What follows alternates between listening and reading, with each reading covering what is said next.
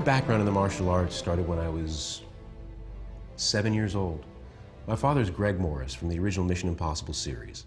And in that series, they showed some of the first karate moves, martial arts moves, and executions ever shown in television. This was 1966. And my dad and several of the other actors went to a man named Bruce Tegner, who was one of the first GIs to bring the martial arts back from Okinawa to the United States. He was our first martial arts instructor. So here I am, 7 years old, going with my father to these classes. I loved it. I thought it was exotic. I thought it was exciting. I was an athlete, so it made sense to me. I was a little tiny, so I got a lot of bruises and I got beat up quite a bit, but it was intriguing to me, and I must have stuck it out for a good year and a half or so before I literally, honestly, wanted to watch cartoons on a Saturday morning more than I wanted to train. And it was pretty bananas, but I bounced out of there. I think I got a blue belt from Mr. Tegner, and then I went on to Master Bong Soo-han after that. He was a great Hapkido master. He was the choreographer of the Billy Jack films with Tom Laughlin. I mean, he was a very difficult taskmaster, and I learned quite a bit. I actually got knocked down my first few times when I thought I was getting too big and too good, and Mr. Shigezani, who was one of his top students and top instructors, brought me out on the mat and was sparring with me, and I did my traditional spin move, and he dropped me like a bad habit. And I'm sucking air on the ground, and that was one of my greatest lessons in the martial arts. But I was always intrigued with Bruce Lee, as we all were at that time. It was the 70s. He was mad popular. We'd never seen anything like him before. He was so dynamic and a great-looking Chinese man leading these movies. And every movie that came out, we couldn't wait to rush to the theater to see them. But I had no idea how to study Wing Chun. I knew Wing Chun was his mother art. I knew that was his home style. But nobody in LA that I knew taught Wing Chun. One day, it's raining out in LA, and I drive by this building, it says Wing Chun. I drive in immediately. I didn't care if it was open or not open. I get to the door, I ring the doorbell. This diminutive Asian man walks down, opens the door. How can I help you? I'd love to study Wing Chun. Really? Okay, come in. So I came inside. This was Sifu Hawkins. He says to me, "You're 6'1". I'm not. How do you think I would handle you?" I said, "I don't know. I really don't know." He goes, "Well, I would shoot you, of course. I would just take a gun and shoot you." And then he starts laughing. He's like, "I'm just here to tell you, Wing Chun is about whatever it takes." From that moment on, I've been his dedicated student ever since. That was 1987.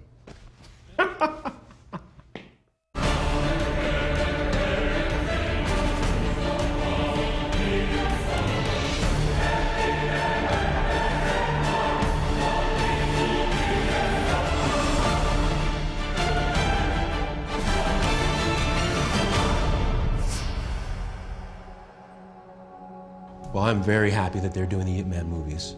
Very, very honored that they would even highlight our Grandmaster, because I believe that he's been lost a little bit in the history of the great martial artists. Because some others are just more dynamic. I mean, some other stories are just more flamboyant. And we as a people love myth. Ip Man was real, you know, a real man with a real time. And he was not concerned with promoting himself. He was not concerned with necessarily promoting Wing Chun to the world, just to his people, his students. So he was very private, very closed door. Our Sifu, very similar to that. He never wanted to be linked with Bruce Lee as Bruce Lee's buddy. He knew he was Bruce Lee's buddy. Nobody else needed to know that. So now in seeing these movies, I didn't know Ip Man was that bad a dude, honestly. You know, that's a bad dude right there. So it's nice to see a little bit of that legend being told. I think that the choreography is brilliant.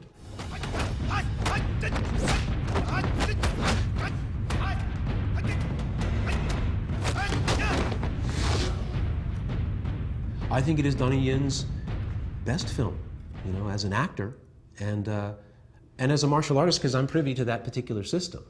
I know a lot of his work. I've seen a lot of his movies. I think it's a wonderful performance. I think it's a wonderful rendition of a man known as Ip Man.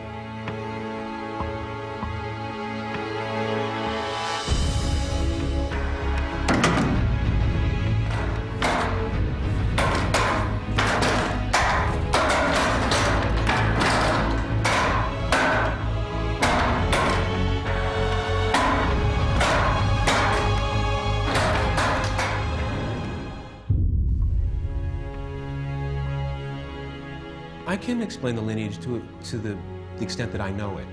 It is well chronicled. I mean, and I think as the movies Yip Man come out, more people are going to want to know, more people are going to come forward, and you're going to see more cross-references of students of Yip Man and then the students of the students of the students of the students. We can start back from Ung Mui, who was the only Buddhist nun at the Shaolin Temple, who kind of distilled the five family styles into what we know as Wing Chun.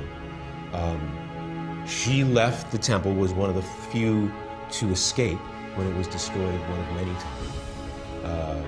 And legend has it again, was residing in the woods and came across this young woman, Yim Wing Chun, who she taught this system to. Again, legend has it, to stop her from being married by this bandit. Tell him you'll marry him in a year, the legend says. I will teach you what I know. Then challenge him to a match. He will laugh it off, and you will beat him. Legend has it, he came back. She bested him. He left. Then she went on and taught her husband, who taught her sons. And then it was passed down to Shun, who was the money changer. And from there to Yip Man, who was a young boy when he started to train. And legend has it again that he was very much, excuse the expression, piss and vinegar. He wanted to know. He wanted to fight. He had the money to pay for the lessons, which is what it took. And Shun took him and humbled him and gave him the true lessons of Wing Chun. And I think that through that, Yip Man understood the essence of this system, that it wasn't about the system, it was about you and who you were. And he became an incredible practitioner, obviously one of the greatest the world has ever seen. And as that lineage goes forward, my Sifu falls into that line. He's a direct disciple from Yip Man. From his later years, after he came from Fushan to Hong Kong, that's when Sifu Hawkins met with Yip Man. So Yip Man was a much older man at the time, had his fights and his bouts and his experience. So I think he was more in his reflective state. And so he was more philosophical about the art and was looking for young men like Hawkins, Sifu, like Bruce Lee, to promote this art. I'm very, very, very fortunate to be a direct disciple of Sifu Hawkins Cheung. In the beginning, Sifu was very aggressive. His teaching methods were very aggressive. He was a much younger man, a much more vital man, and his attitude, as anybody who knows Hawkins will tell you, is ferocious. It's a take no prisoners attitude. And that's how he taught us. And that's what we learned. A lot of us were just mad dogs, especially the students that started before I did. People like Sifu Phil Romero from Albuquerque, Wally Nakagawa. Those guys were hardcore. And you'd walk out with bruises on your chest, bruises on your arms, your forearms would be hammered and toe up, because they were about what works. How do we make this happen and come alive? They weren't what I call dutiful students in that they're trying to be perfect in their execution and try to follow everything their Sifu does. No, they were like their Sifu. They needed to experiment and make sure that these techniques worked out there, not just here, but out there. So we trained really hard in here to make sure that it was clean and we could survive out there. And I asked him one time, I said, Sifu, why do people love the flowery, lyrical way, and they're not as interested in the direct, effective method? And he said an interesting thing. He says, Philip, people love magic. They love magic. They want to know that people can jump 30 feet in the air. They want to feel as though they can, rise on a breeze and float through the air. It can't happen, but they want it. So sometimes that's what you have to teach them, because that's what they will accept. They won't accept. It's hard. Fighting's hard. Fighting is difficult. It takes courage more than skill on many levels. And Sifu's philosophy is that, if it's anything, it's that you need courage to study this art. You need intelligence to study Wing Chun. Wing Chun has 3 empty hand forms, a wooden dummy form, 6.5-point pole, and the butterfly swords. That's it. The forms that we have are not fighting application forms. They are forms to inform you. They're the dictionary of the system. so that you understand the tools that you are using and you sharpen those tools and you use those tools out in the street. But it is not in any set way or pattern or form, because fights don't happen that way. They're nasty, they're dirty, they're ugly, they're violent. And that's not what people, most people I would say, want from their martial arts. They don't want to get hurt. They got to go to work tomorrow. They don't want to get hurt. They got to go to the office. Sifu is about, you don't want to get hurt, you probably aren't going to be a good student for me. Because that's what's going to happen here. You're going to walk out of here, you're going to be hurting, you're going to be tired, you're going to be gassed, because that's what it takes. The system requires that. Sifu's philosophy is, the system requires that you do this. It's not me. It's what it requires. He knows it from his experience in fighting. He knows it from his experience with Yip Man. He knows it from his experience in Hong Kong. It's up to me now, as Phil Morris in Los Angeles in this day and age, to figure out who I am in it. That's Sifu's philosophy.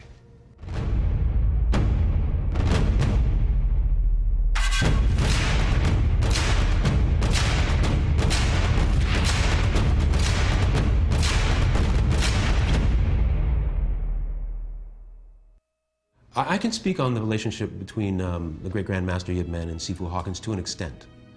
To the extent that I understand it through my own Sifu. I'm here because I love him, Sifu Hawkins.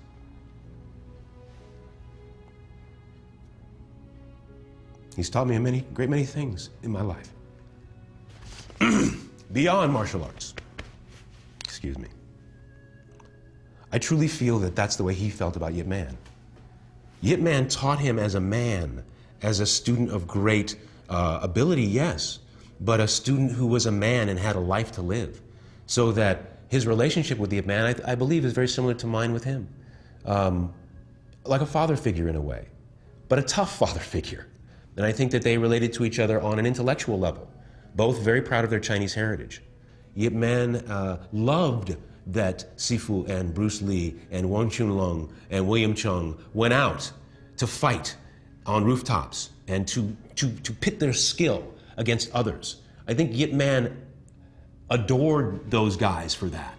They were the real students, I think, in his mind.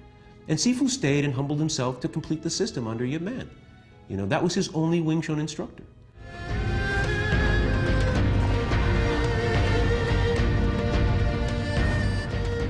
Respect is given when respect is earned. And I think that respect from Yip Man to Sifu Hawkins came out of what Sifu Hawkins earned. Not just going and paying him for lessons, which certainly he was able to do, but to take the teachings and express them in a way that was pleasing to Grandmaster Yip Man. That's the highest compliment you can give a teacher, is in taking the teachings, making them your own, and elevating them within yourself. And Sifu Hawkins, to my mind and to my experience, has certainly done that. And that would make any teacher, any father, any professor proud.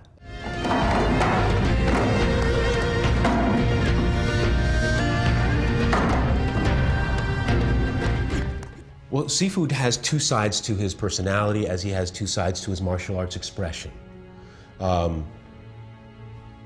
Initially, he was what he would term a mad dog, right? Rabid. He was fierce. He's not a big guy.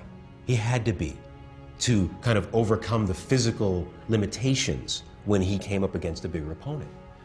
He was ferocious. He is ferocious. He was so ferocious that one of his instructors, I don't know if it was Yip Man, I don't know, told him he needed to take Tai Chi. He needed to calm down. He needed to ease the mind. So Sifu started to study Tai Chi, and it informed him more about his Wing Chun. You know, so I think that's where his traditional side is intact, but his flow comes from something other than just straight Wing Chun, because his flow is magical. He does things that I'm always marveling at to this day.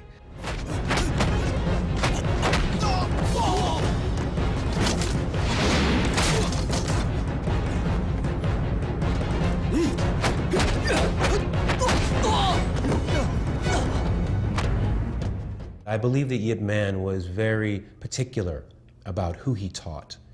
and how much information he would give you based on your background. I think that was a very real thing then. I think then cultural pride was everything. I mean, the Chinese were an incredibly oppressed people for many, many, many years, centuries in some regards.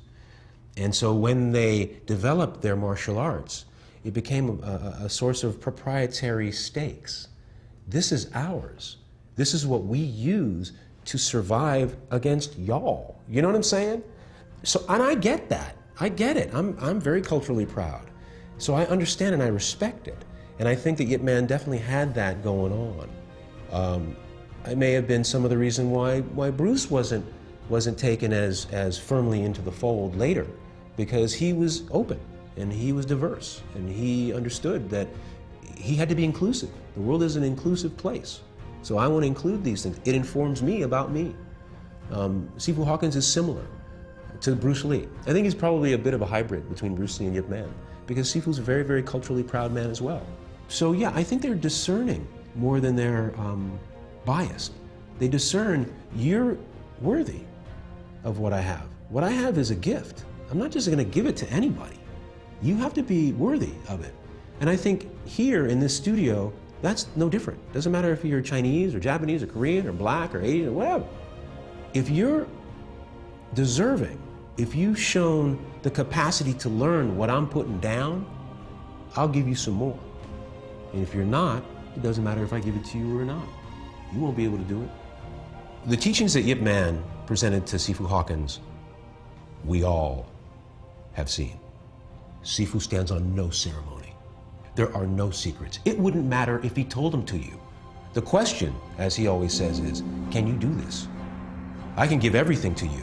That doesn't mean that you have it. I've been with this man, Phil Morris has been with Sifu Hawkins Cheung for 22 years this year. I don't have it. I don't have his stuff. I don't know anybody who has his stuff.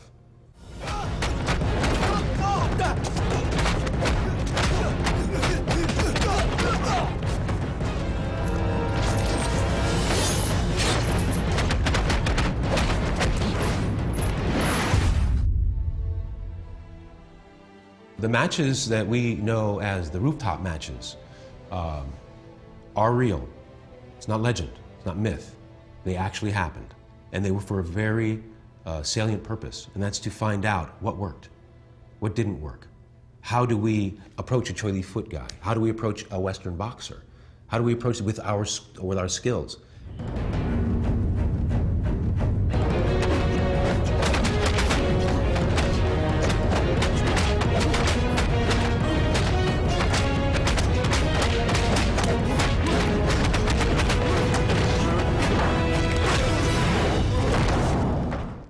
This studio, the studio that Yip Man had, they're like a laboratory. And in the laboratory, experiments are conducted. That's known as training. Those experiments are very clean within the laboratory. Not so much when you go out to the street. And that's what they needed. You know, we train, I don't want to hurt you. You're my brother, you know. I may want to best you, but I don't want to hurt you, ideally. Out in the street, no rules, no laws. And they did them on rooftops so that it was away from the prying eyes of the police or the general public who might call the police on them. So they were above the city, hammering each other out. Sifu has some of that footage. I've seen some of that footage. I've seen guys get knocked down. Literally, no gloves, no refs, bam, you're out. Now they would stop, okay? They wouldn't jump on him and keep beating him. I mean, they were civilized to a degree, because when one man was down, they were down. And that was it. Incontrovertible. I don't have to tell you. I don't have to talk to you about who's better. We know. I'm standing, you're not. So those matches were legitimate, they were ongoing, and they served a very real purpose. And I think it helped to move the system of Wing Chun forward, because then everybody knew how effective it was. One other thing I will say about that is that when Sifu and Bruce Lee and Wang Chulong and everybody would come back to tell Yip Man what happened, you know, Yip Man would be like, well, what techniques did you use? And Sifu would say, oh, we used the crash from Choi Li foot. We didn't use the bong sao or the Jun Choi punches. We used something else, you know. And he was so happy because he knew that if they used Wing Chun techniques and somebody got hurt and went to the hospital, they would say, well, who hit you? They would say, oh, it's Hawkins Cheung. He was a student of Yip Man over in Kowloon or wherever, wherever. And so then they would be in trouble. But when they told Yip Man that they used a different technique than the Wing Chun techniques, the Yip Man was so happy because nobody would, they wouldn't come to his door.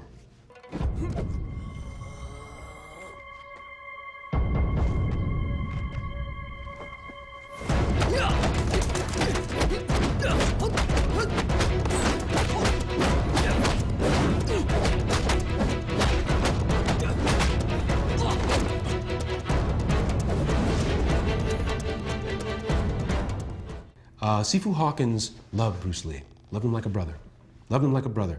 And I think that Bruce Lee loved him like a brother as well. Bruce was a child star and didn't have a lot of people who related to him as just Bruce Lee, it's just Bruce. Sifu was one of those few who did. He didn't care one whit, doesn't care now about who you are, how much money you have, what you do. I mean, I'm on TV all the time. I do a lot of stuff. He tells me if I don't get it, leave. If I don't get it, I can't be your student. You know what I mean? That's me, and I've been here 22 years. So he doesn't stand on ceremony with anybody. And he definitely didn't stand on ceremony with Bruce Lee. So when I'm telling you now that he loved Bruce Lee and he thought he was an amazing martial artist and was honored when Bruce Lee would communicate with him about the evolution of his own martial arts, because our teacher was going through his own evolution at the same time. He incorporated Japanese karate at a time when it was very unfashionable for a Chinese martial artist who was accomplished in one system to go to a Japanese system. Well, Sifu needed to know. He wanted to know what that aggression was about. I told you he studied Tai Chi. He needed to know. He needed to balance his spirit with the search. And he respected Bruce Lee's search. And Bruce Lee searched unlike any martial artist then or since. And that, to Sifu Hawkins Cheung, is an incredible honor. And he always expresses to us how much he respected Bruce Lee. He always expresses to us that Bruce Lee's Jeet Kune Do was Bruce Lee's Jeet Kune Do. Is it for everybody? No. But it was for Bruce Lee. It was the outgrowth of his own nature. That's a very organic and real thing. And Sifu Hawkins Cheung has mad love for him. The teaching of Wing Chun to Bruce Lee and Sifu Hawkins occurs pretty simultaneously when they start, the genesis of it all. And they went through their paces fairly together up to the point that Bruce left Hong Kong and went to America. At that point, I think Bruce had studied for maybe 5 years, 5 or 6 years, something like that. Which isn't, it's enough time to learn the entire system. It is certainly enough time to learn the entire system, but it isn't enough time to master many parts of the system. So he may have been fairly incomplete when he left, but he was not an incomplete fighter. He was a very accomplished fighter, and Sifu Hawkins has insane respect for Bruce Lee as an athlete, as a martial artist, as a Wing Chun guy. The difference is that Sifu Hawkins stayed in Hong Kong. He was there with Yip Man. Now, the two of them, Bruce Lee and Sifu Hawkins, didn't train at Yip Man together. They would make sure that their schedules were staggered so that they didn't know the full depth of each person's skill. It's very savvy. These are competitive, aggressive guys. They don't want you to know their secret stuff, right? So there was that going on. So who knows in those private, semi-private lessons what Yip Man divulged to Bruce and what Yip Man divulged to Sifu Hawkins. I don't know those things. But I do know that Hawkins stayed in Hong Kong a little bit longer than Bruce Lee did, and then he came back to Hong Kong after he went to Australia to go to school. So he came back to Hong Kong, learned the entire system with with Grandmaster Yip Man. I do not know if Bruce did that. I know that the stories say that he came back and tried to tape Yip Man doing the wooden dummy and completing the system, to which I think he was not welcome. So that says a little bit that he wasn't completely as versed in the system as he could have been. But again, I defy anybody to say Bruce Lee was not a talented, as gifted and as talented a martial artist as we've ever seen. Whether he had 5 years of Wing Chun, 2 years, 20 years, 25 years, it doesn't matter. that's his heart. He was there, I'll put it this way. Bruce Lee was there long enough to get the spirit of Wing Chun. The guys who are there 30 years don't get it. 我想跟你學拳，要幾多錢？係。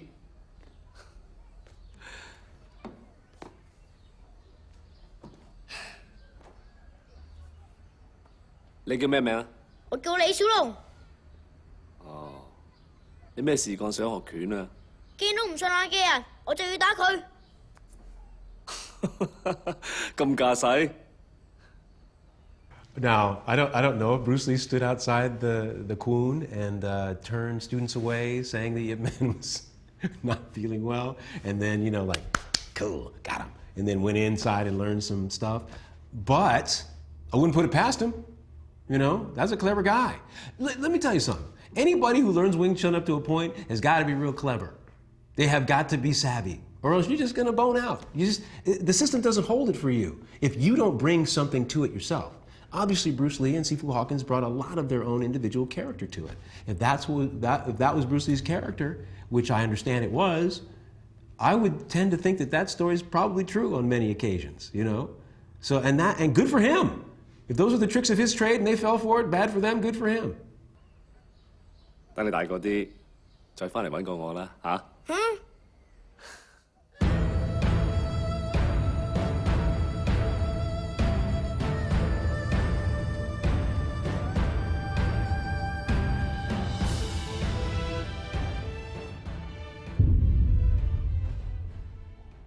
Is there pure Wing Chun?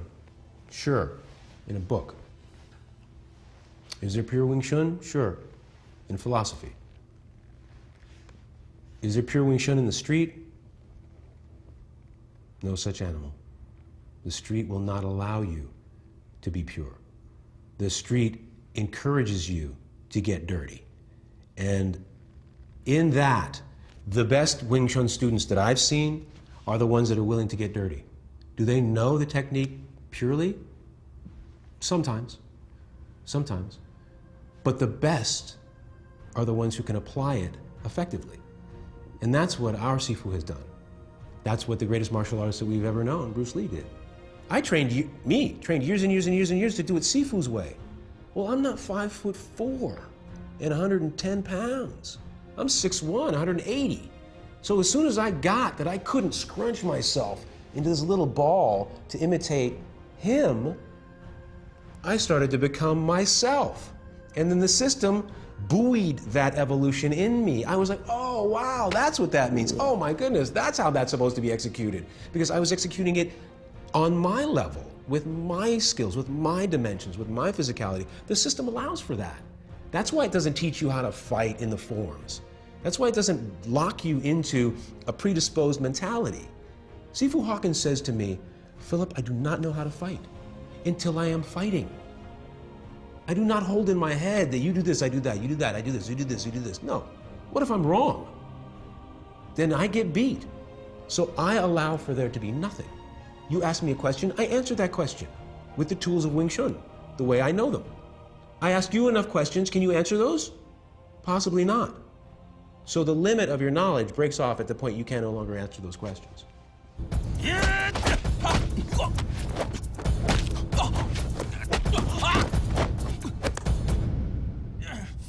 I'm not here for trophies. I'm not here for belts. People ask me all the time, are you a black belt? I hear you study martial arts. Are you a black belt in karate? And I go, no, I study Wing Chun Kung Fu. Well, are you, what are you? What level are you? I said, I just do it.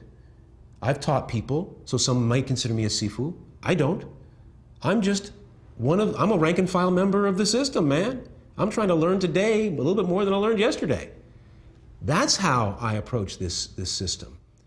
Sifu Hawkins teaches me as what I like to call a natural man, not an automaton, not a robot. When he's teaching me in a class, I think he's only talking to me. I'm sure every other person feels the same way. They feel like, wow, he's got to be talking to me because that means so much to me. Well, we all feel that way. That's the kind of teacher he is. And I overlay those teachings on my life. I try to live a Kung Fu lifestyle. As an African American, and I think a lot of African Americans study martial arts because it's very similar to how the Asians were back in the day. They come from a depressed society. They come from difficult surroundings, violence everywhere, trying to find a place to belong, trying to find some sense of discipline, some sense of order, some way to deal with all of this. And they gravitated towards karate initially, now kung fu, tai chi, many of the other arts. Life is a challenge for everybody. We need something to face those challenges. People use drugs, sex. I choose this. And I think we would be better served, ironically enough, to utilize a warrior way, a martial way, to calm our spirit.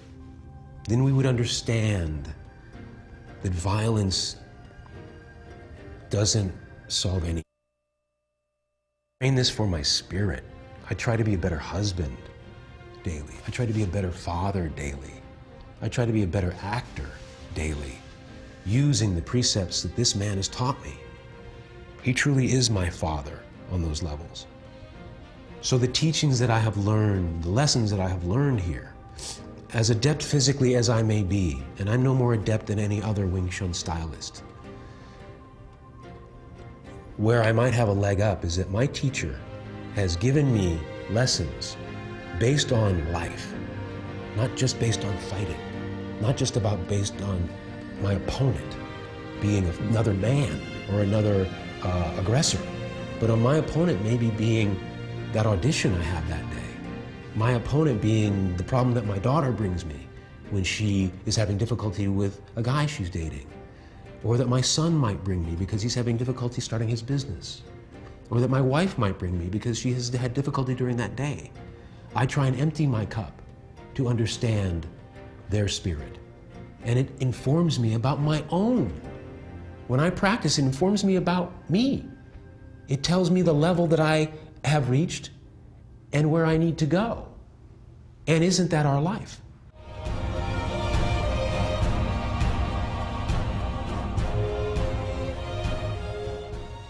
Yip Man was instrumental in bringing Wing Chun out, in revealing the intricacies of this particular system. And in passing it down to someone like Sifu Hawkins, I think he did a very smart thing, because I believe that Sifu Hawkins Cheung has the spirit of Yip Man, and in turn the spirit of Wing Chun. The aggressiveness, the whatever it takes, philosophy, the physical acumen and ability to express the art, the sense of its philosophy and its effectiveness and directness in accordance with his own nature, which is very direct and very real and very grounded. And so that's what he passes on to us. And if that is then carrying the torch, then that flame burns incredibly brightly.